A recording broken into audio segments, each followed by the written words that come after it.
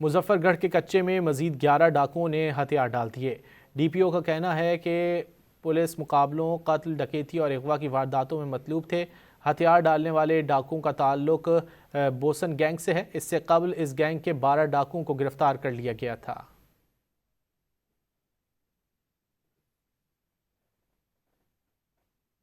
मुजफ्फरगढ़ के कच्चे में मजीद 11 डाकुओं ने हथियार डाल दिए।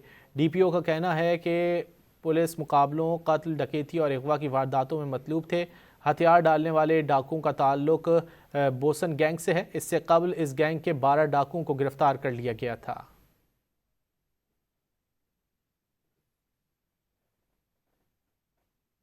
मुजफ्फरगढ़ के कच्चे में मजीद 11 डाकुओं ने हथियार डाल दिए।